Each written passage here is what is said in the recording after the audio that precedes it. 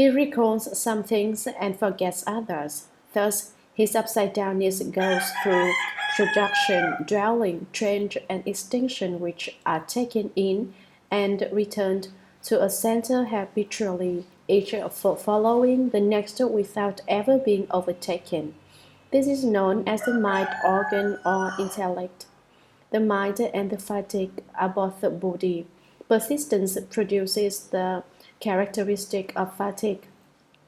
The two defining objects of production and extinction stimulate a sense of knowing, which in turn grasps this inner sense data, reversing the flow of seeing and hearing. Before the flow reaches the ground, it is known as the faculty of the intellect.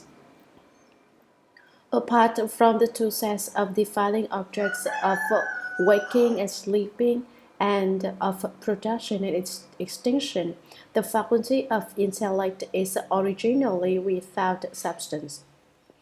Thus, Ananda, you should know that the faculty of intellect does not come from waking, sleeping, production, or extinction, nor does it arise from the sense organ, nor is it produced from emptiness.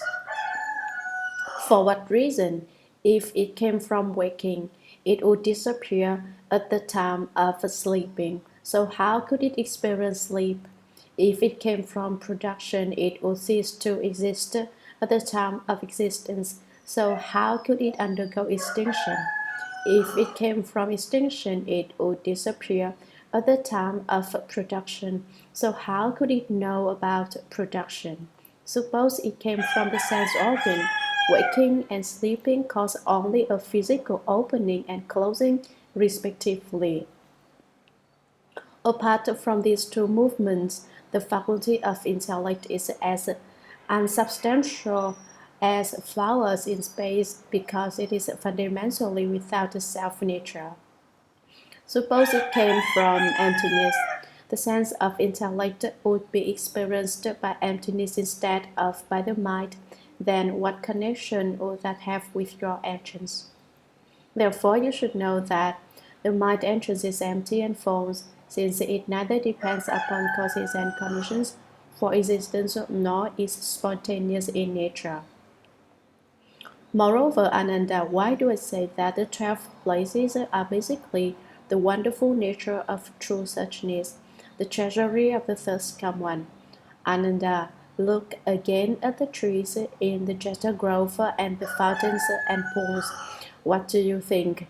Do these things come into being because the forms are produced and thus the eyes see, or because the eyes produce the characteristics of form? Ananda, if the organ of sight were to produce the characteristics of form, then the nature of form would be obliterated when you see emptiness, which is not form.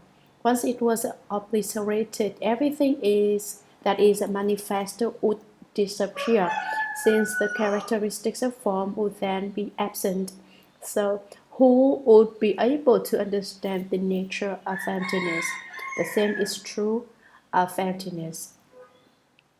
If, moreover, the defining objects of form were to produce the eyes seeing, then seeing would perish upon looking at emptiness, which is not form, and once it perished, everything would disappear. Then who would be able to understand emptiness and form? Therefore, you should know that neither seeing nor form nor emptiness has a location, and thus the two places of form and seeing are empty and false. Their origin is not in causes and conditions, nor do their natures arise spontaneously. Ananda, listen again to the drum being beaten in the Jeta garden when the food is ready. The assembly gathers as the bell is struck. The sounds of the bell and the drum follow one another in succession. What do you think? Do these things come into existence because the sound comes to the region of the ear, or because the ear goes to the place of the sound? Again, Ananda, suppose that the sound comes to the region of the ear. Similarly, when I go to beg for food in the city of Shravasti, am no longer in the Jeta Grove. If the sound definitely goes to the region of Ananda's ear, then neither Uddiyana nor Kashyapa would hear it, and even less the 1250 Shramanas who, upon hearing the sound of the bell, come to the dining hall at the same time. Again, suppose that the ear goes to the region of the south. Similarly, when I return to the Jeta Grove, I am no longer in the city of Shravasti. When you hear the sound of the drum, your ear will already have gone to the place where the drum is being beaten. Thus, when the bell peals, you will not hear the sound, even the less that of the elephants, horses, cows, sheep, and all the other various sounds around you. If there is no coming or going, there will be no hearing either. Therefore, you should know that neither hearing nor sound has a location, and thus the two places of hearing and sound are empty and false. Their origin is not in causes and conditions, nor do their natures arise spontaneously. Moreover, Ananda, you smell the Chananda in this censer. When one particle of this incense is lit, it can be smelled simultaneously through forcibly around the city of Shravasti. What do you think? Is this fragrance produced from the Chandana wood?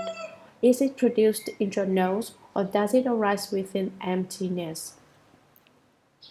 Ananda, again, suppose this fragrance is produced from your nose. What is said to be produced from the nose should come forth from the nose. Your nose is not Trananda, so how can the nose have the fragrance of Trandana? When you say you smell fragrance, it should answer your nose, for the nose to emit fragrance is not the meaning of smelling. Suppose it is produced from within emptiness. The nature of emptiness is everlasting and unchanging, and so the fragrance should be eternally present. What need should there be to rely on burning to dry wood in the censer? Suppose it is produced from the wood. Now the nature of this incense is such that it gives off smoke when it is burned. If the nose smells it, it should be filled with smoke. The smoke rises into the air, and before it has reached the distance, how is it that the fragrance is already being smelled at a distance of 40 li? Therefore, you should know that neither the fragrance nor the nose smelling has a location, and so the two places of smelling and fragrance are empty and false. Their origin is not in causes and conditions, nor do their natures arise spontaneously. Ananda, twice every day you take up your bowl along with the rest of the assembly, and among what you receive may be things of supreme flavor, such as curds, buttermilk, and clarified butter. What do you think? Are these flavors produced from emptiness? Do they come forth from the tongue, or are they produced from the food? Again, Ananda, suppose that the flavors came from your tongue. Now there is only one tongue in your mouth. When that tongue had already become the flavor of cuts, then it would not change if it encountered some dark broken candy. Suppose it did not change, that would not be what is called knowing taste. Suppose it did change, the tongue is not many substances, and how could one tongue know so many tastes? Suppose it were produced from the food does not have consciousness, how could it know taste?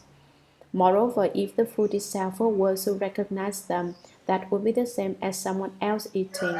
Then what connection would that have with what is called your recognition of taste? Suppose it were produced in emptiness. When you eat emptiness, what flavor does it have? Suppose that emptiness had the flavor of salt. Then, since your tongue was salty, your face would also be salty, and likewise, everyone in the world would be like fish in the sea. Since you would be constantly influenced by salt, you would never know tastelessness. If you did not recognize tastelessness, you would not be aware of the saltiness either. You would not know anything at all. How could that be what is called taste?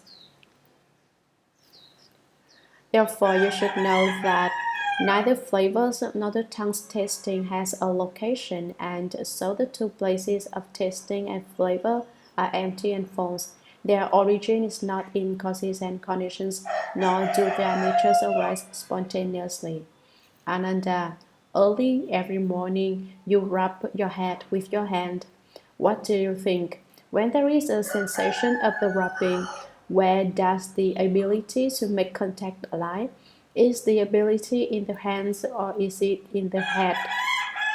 If it were in the hands, then the head would have no knowledge of it, and how could that be what is called touch? If it were in the head, then the hands would be useless, and how could that be what is called touch? If each had it, then you, Ananda, would have two bodies. If there were only one touch in the head and the hand, then the hand and the head would be of one substance. If they were one substance, then no touch would be possible. If they were two substances, to which would the touch belong? The one which was capable of touch would not be the one that was touched. The one that was touched would not be the one that was capable of touch, nor should it be that the touch came into being between you and emptiness. Therefore, you should know that neither the sensation of touch nor the body has a location. And so the two places of the body and touch are empty and false. Their origin is not in causes and conditions, nor do their natures arise spontaneously. Ananda, your mind is always conditioned by three qualities, good, bad, and indeterminate, which produce patterns of dharmas. Are these dharmas produced by the mind, or do they have a special place apart from the mind?